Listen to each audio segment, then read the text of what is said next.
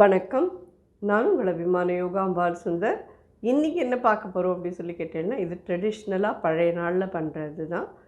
கருவேப்பிலை தொக்கு. ஆனால் அதோட கூட கத்திரிக்காய் ஆட் பண்ணி கத்திரிக்காய் கருவேப்பிலை தொக்கு.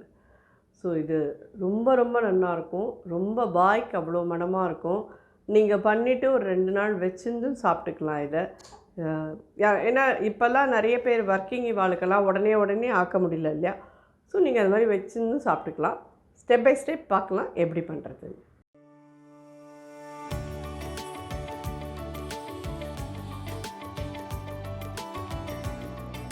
மிளகாத்தல் ஒரு 3 மிளகாத்தல் எடுத்துக்கிறேன். மிளகாத்தலோட காரம் தான் மெயின் இருக்குது கருவேப்பிலை தொக்குக்கு. ஸோ இதில் டோட்டலாக ஒரு 5 வரமிளகா போட்டிருக்கேன். 2 பிச்சு போட்டிருக்கேன். ஒரு 2 துண்டும் பெருங்காயம் போடுறேன். நல்லெண்ணெய் ஒரு 1/2 டீஸ்பூன் விடுறேன். ஒரு 1/4 டீஸ்பூன் மிளகு. இதெல்லாம் வறுத்துக்கலாம். ஜஸ்ட் ஒரு 1/4 டீஸ்பூன் வெந்தயம் அதுவும் போடுறேன். நல்லா வறுத்தாச்சு. இது எல்லாமே வெந்தயம் ஜஸ்ட்டு கொஞ்சமாக வறுப்பட்டால் போதும், கலர் மாறினா போதும், கருத்து போயிடக்கூடாது. அதனால தான் கடைசியாக போட்டேன். மிக்ஸி ஜாரில் இதை எடுத்துப்போம். க்ளீன் பண்ணி வச்ச கருவேப்பிலை நல்லா ஒரு ஹேண்ட்ஃபுல் நிச்சயமாக போடுவோம். 2 ஹை போடுவோம். இந்த குழம்புக்கு தேவையான உப்பு இன்னும் ஒரு 3/4 டீஸ்பூன் கிட்ட போட்டுடலாம். அப்புறம் இது என்னென்னு கேட்டேன்னா, புளி நல்லா ஒரு எலுமிச்சம்பழம் அளவுக்கு புளி இதில் நல்லா ஊற வச்சுருந்தேன். பார்த்தேன்னா தெரியும். இதை நல்லா கரைச்சிட்டு இதில் விட்டு அரைச்சிடலாம். ஸோ இதை அரைச்சின்னு பார்க்குறேன். மிளகாத்தல், பெருங்காயம், வெந்தயம், மிளகு, கருவேப்பிலை, புளி ஜலம் எல்லாத்தையும் விட்டு நல்லா ஃபைனாக அரைச்சின்னு வந்தாச்சு. இன்னும் கொஞ்சம் கூட புளி தண்ணி இருக்குது. கடாய் வச்சுட்டு அதில் ஒரு 6 ஸ்பூன்லேருந்து 8 ஸ்பூன் வரைக்கும் விடுங்க. ஒரு 3/4 டீஸ்பூன் கடுகு போட்டுக்கோங்க. கத்திரிக்காயை இந்த மாதிரி கட் பண்ணி வச்சுக்கோங்க.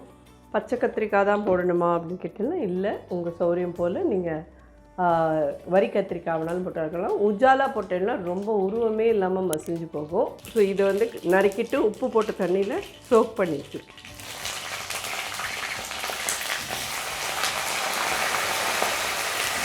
இந்த கத்திரிக்காய்க்கு ஒரு 1/4 டீஸ்பூன் மஞ்சப்பொடி. இந்த கத்திரிக்காய்க்கு கொஞ்சமாக ஒரு சின்ன பிஞ்ச் உப்பு. ஒரு 2 நிமிஷம் வதக்கலாம். இந்த அளவு எடுத்துட்டுருக்கிறதுக்கு எத்தனை கத்திரிக்காய் மாமி நீங்கள் எடுத்துட்டுருக்கேன்னு கேட்டேன்னா 1/4 கிலோ கத்திரிக்காய் நான் எடுத்துட்டுருக்கேன். 1/4 கிலோ போகிறோம். இது நல்ல சுருளை பண்ணி எடுத்து வச்சுட்டேன்னா நீங்கள் பாட்டில் இதை ஒரு 2-3 நாளைக்கு வச்சுன்னு கூட சாப்பிட்டுக்கலாம். இது எல்லாத்தோடையுமே நல்லாயிருக்கும். தோசையோடலாம் ரொம்ப ரொம்ப நல்லாயிருக்கும். சாதத்தோடையும் நீங்கள் போட்டு பிசைஞ்சு சாப்பிட்லாம். கத்திரிக்காய் பிடிக்காதுன்னு சொல்கிற குழந்தைகள் இந்த நாளில் கொஞ்சம் ஜாஸ்தியாக இருக்காதுன்னு நினைக்கிறேன். பட் இந்த மாதிரிலாம் கருவேப்பிலை தொக்கு மாதிரி பண்ணி கொடுத்தேன்னா ரொம்ப உடம்புக்கு நல்லது. இப்போலாம் எல்லா குழந்தைகளும் ஹேர் ஃபாலுங்கிறா, கண்ணுக்கு பிரச்சனைங்கிறா. ஸோ ஏதானு ஒரு விதத்தில் ஏன்னா நம்ம கறியிலையோ குழம்புலையோ போடுறதெல்லாம் எல்லாத்தையும் தூக்கி எடுத்து வச்சுட்டு போய்ட்றாவா. கம்ப்ளீட்டாக அரைச்சிட்டு பண்ணினா தான் அவளுக்கு அதோட இதுவே தெரியாது சாப்பிடுவாள். ஃபஸ்ட்டு ஒரு ஃபியூ மினிட்ஸ் கத்திரிக்காயை வதக்கிக்கோங்க. ஒரு 5 மினிட்ஸாக வதக்கியிருக்கேன். இந்த வதங்கின கத்திரிக்காயோடையே இந்த அரைச்ச விழுத விடலாம்.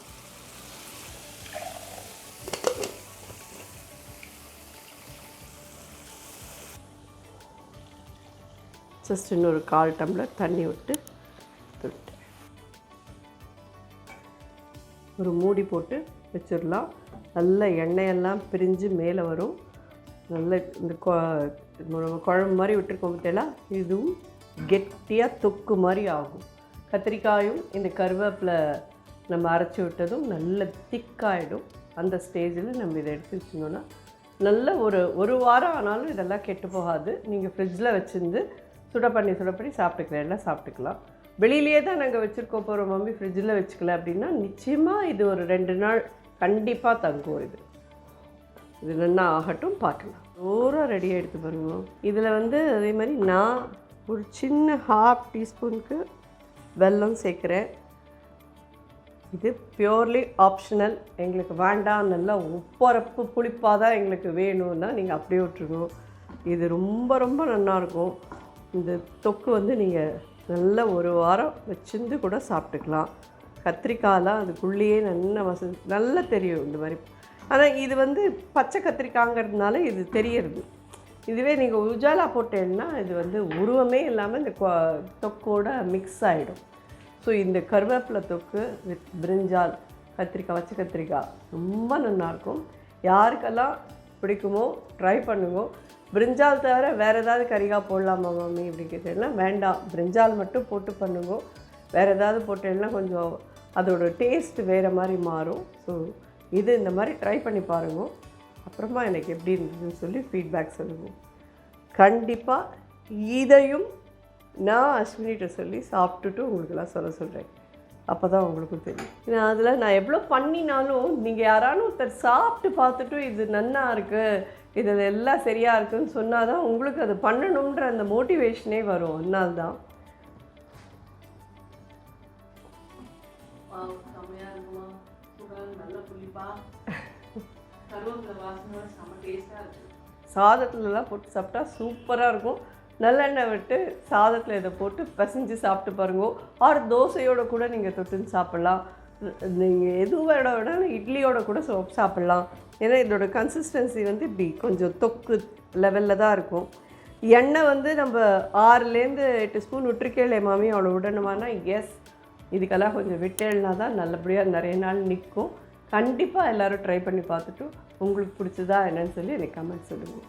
நன்றி, வணக்கம்.